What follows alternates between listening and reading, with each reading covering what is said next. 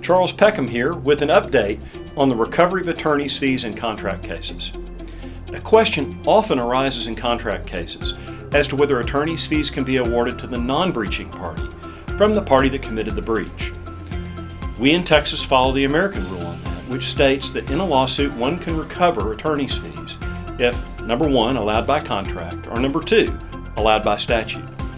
Even when a contract doesn't call for attorney's fees, lawyers in Texas have relied upon Section 38001 of the Texas Civil Practice and Remedies Code that states attorney's fees are recoverable if the claim is for breach of an oral or written contract. It's pretty simple stuff. The specific wording of Section 38001 states, however, that fees can be recorded against an individual or corporation. That provision has been interpreted to mean person or entity.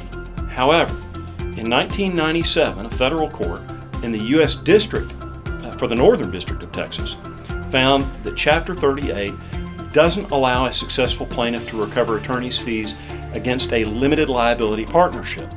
Fast forward now to 2014. In February of 2014, the Houston 14th Court of Appeals agreed with that reasoning and said that fees could not be recovered against a partnership because it also is not an individual or corporation, and the Texas Supreme Court refused a petition to reconsider that decision.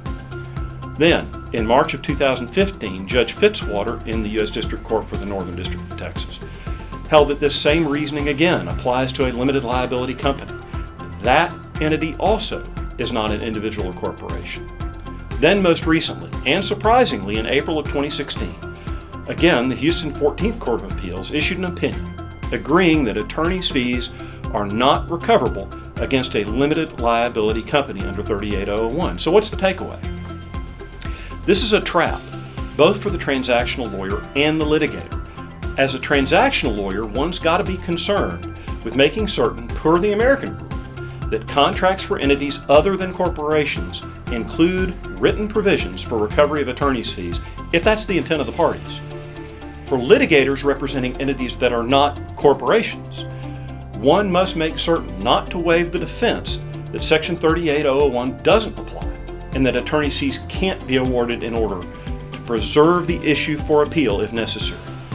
This is an odd set of rulings, but it has a good basis in the strict interpretation of Section 38001.